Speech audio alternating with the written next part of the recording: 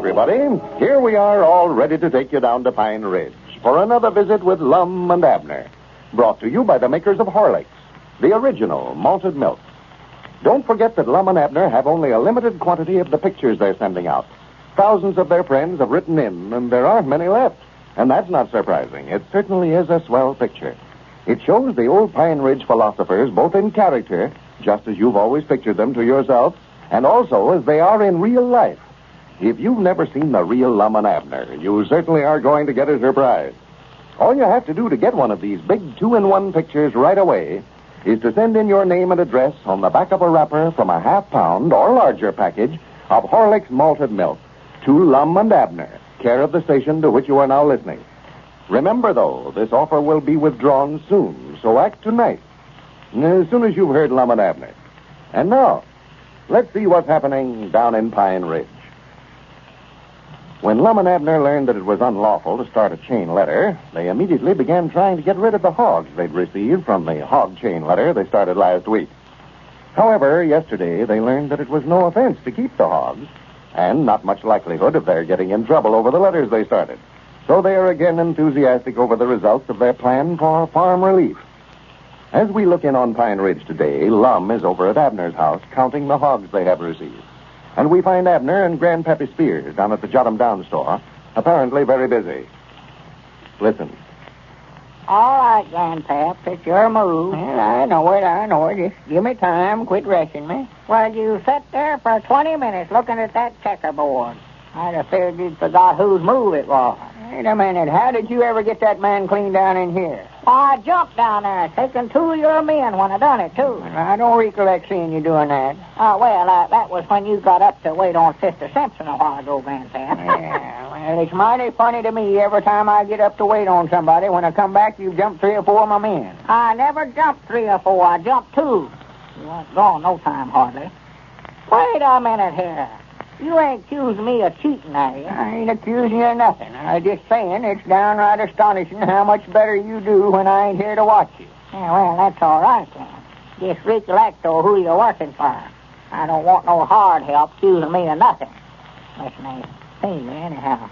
Well, let's see here. Well, go on and move Summers. Yes, I'll just move this gentleman here right up there. All right.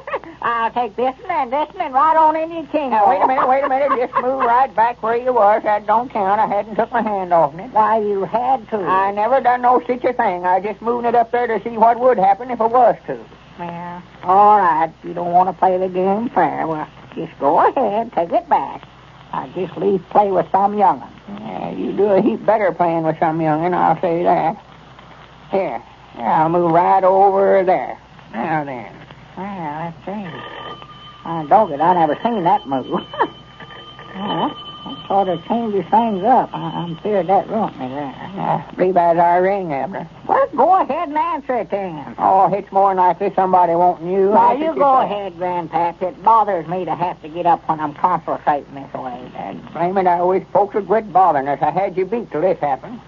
Hello? Oh, he's got me there sort of while. Got him down, store. Milford Spears talking. I thought I had this thing for this happened. Well, I know he ain't here right now. He ought to be back, though, any minute. He just went over to Abner's place to count the hogs again.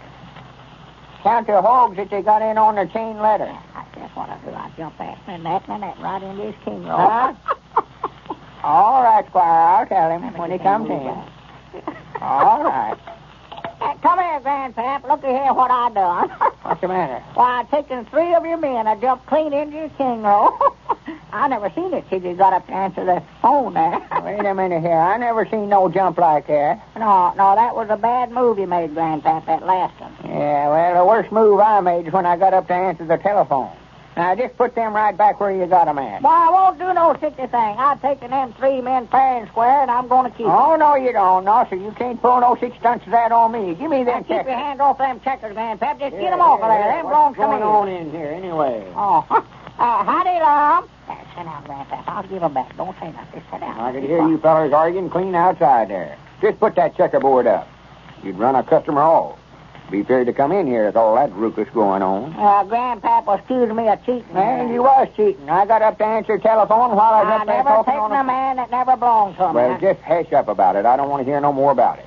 There's plenty to do around here without you two sitting around playing checkers and arguing with one another. What's them groceries doing sitting there on the counter? Oh, why, that's the order we put up a while ago. Bessie Gatlin called up for her. That just reminds me, too, Grandpap. She said she's in a dreadful hurry for that stuff. Forgot about that. Well, get it on over there then, Grandpap. Swan to goodness, it's got to where if I want anything did right, I've got to do it myself. Yeah, get that on over there, Grandpap, like I told you. You just keep your mouth out of this, Abner. I'll be back directly, Lum. By the way, Squire Skimp called up for you a while ago. Said he'd be over here to see you in a few minutes. I hate old Grandpap. All right, Grandpap. Reckon what Squire's want? I don't know. I never even knowed he called up. Oh, yeah, that must have been him calling a while ago. I made such a good move. I'm glad he done it, too. Well, if he's coming over here to try to sell us something, I can tell him right now he's just wasting his time. Yeah. I've noticed we get along a heap better without him, Long. Did you get all the Hogs County? Well, no, but there ain't as many over there as I thought there was. There ain't? Well, I figured we had 7,000 or 8,000. Looks like there's that many. Why, yeah, I figured we had more than that. I never seen as many hogs in my life. That is, before I seen them. Of course, I saw that many now. Well, trouble is they move around so bad, a body can't hardly count them exact, but best way I could figure it, we've got twixt to 5,000 and 6,000. I counted 1,000 of them and then just sort of multiplied around, you know. Yeah, well, that's enough, for goodness sake. Yeah, that's a heap more than we need. The way they're going after that corn over there, we ain't going to be able to feed them long. Well, that corn ain't coming in as fast as the hogs did, Long. No. I believe these chain letters are sort of playing out now. Folks ain't taking interest in them as they was there for a while. Well, trouble with them corn chain letters, most everybody used all the corn they had to feed the hogs that got off the hog letter. Yeah, we ought to sent the corn letter out first, I believe. Well, we'd better be figuring out something to do with them hogs. We can't afford to be buying feed from them. I believe that Squire coming up the road yonder now, ain't it? Where? Way down there. Yeah, it looks like he's walked. I reckon what he wants to see you about. Oh, I don't know. More likely got something up his sleeve. Huh? I say he's got something up his sleeve. You mean a knife or something like that? A knife? Yeah, you know this Blackie Masterson, he used to carry a knife up his sleeve all the time. Yeah, Squire ain't got no knife up his sleeve, I know that. Well, what is it then? He's so far off, I don't see how you can tell what he's got. Oh, I mean he's got some kind of a trick up his sleeve. Oh, well, he won't put nothing over on us, then, will he? No, I've got his number before he gets here. Oh, it's one of them number guessing tricks, huh? Well, tell me the number, Lum, so I'll know it, too. Tell you the number? Yeah. What are you talking about? Well, if that's a trick he's got up his sleeve, and you know the number, well, let me in on it, and then he can't pull it on neither one of us. I never said nothing about him having a number trick up his sleeve. What kind of trick is it? I don't know, Abner. I ain't got the least idea what he wants. It might be that one where they pull a rabbit out of a hat. No, that's right. That's a hat instead of a sleeve. Let me see. I saw card tricks where they had cards up their sleeves. That's just about what it is, too. Yes, sir, that's what it Abner, is. them ain't the kind of tricks I'm talking about. Well, I just can't wait to see what it is. I do love good tricks. I've always wanted to try that myself where they saw a woman in half, but I never could find nobody to let me try it out on them. No, I don't blame them either. No, that's sort of serious if it don't work. Well, just hush up about the tricks. Here's Squire now. Yeah, we'll just make out like we don't know he's going to try to pull one on us, Lum.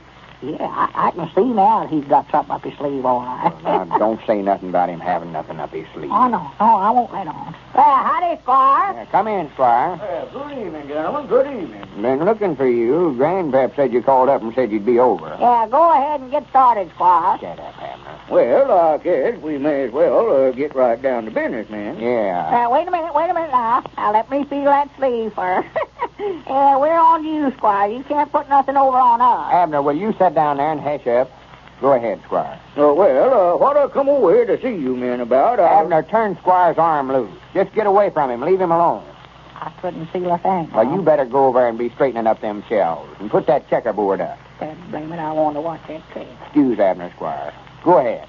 Lum, I was talking to Ezra's East Trunk a while ago, and he's got about 400 head of hogs over at his place that he got from that chain letter that's been circulating around here. Well, we've got 10 times that many. We've got over 5,000 of the thing. Yes, I understand that you have. And there's quite a few folks around here that's got more than they can take care of. And I've been talking to some of them. If we can get this whole bunch to go in together, well, I'll make a trip into Kansas City and Chicago and one or two other stock market centers, and we can dispose of these hogs for you at a good price, Lum. Now, the way I had it figured out, if you men will give me 10% of what the hogs bring, I'll handle the whole thing and get you a much better price than you could get yourself trying to dispose of them. Granny, that sounds all right, Squire. Well, of course, I just figured, Lum, on account of us being such old friends, if I could help you men out, I'd be glad to do it. Well, we wondered how long it'd be before Squire Skimp muscled in on this deal. Ladies and gentlemen, I want every one of you to listen closely to the following scene. It took place in a Cincinnati drugstore last week, and we're reenacting it because of its importance to you. A gentleman, whose name we won't mention just now, has just entered the store and is at the fountain. Listen. Good evening, sir. What do you have? Well, I've got some things to get here, drugs and such like. Suppose you fix me up with a Horlicks malted milk while I take this list over to the drug counter. Okay, sir. I'm afraid we don't have Horlicks. The brand we serve is just as good, though. Will that do? No, I wanted Horlicks. How come you don't serve it? Well, I don't know. We used to. Well, I've got to admit I'm sold on Horlicks. We use it at home, and I listen to their program, Lum and Abner. Why, only the other night their announcer said that a good way to tell a quality druggist is to look and see if he serves Horlicks at the fountain. I'm inclined to agree with him. Well, maybe you're right, sir. I don't know. I'm just the clerk here. Anything else I can get you? No, never mind. I think I'll run along. I'll get those drugs some other time. Folks, that scene is being enacted everywhere, over and over again. People are beginning to realize that quality druggists nearly always serve Horlicks malted milk at the fountain. That's why, when a druggist doesn't serve Horlicks, they often make their purchases elsewhere. See if your druggist serves Horlicks.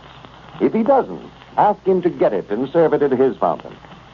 And now about that picture of Lum and Abner. To get one right away, all you have to do is to send in your name and address on the back of a wrapper from a half-pound or larger size package of Horlicks malted milk to Lum and Abner, care of the station to which you are now listening. Send in soon. We have only a limited quantity, remember, and we'll send you one right away. This is Carlton Brickert speaking for Lum and Abner and Horlicks, who now bid you all good night and good health.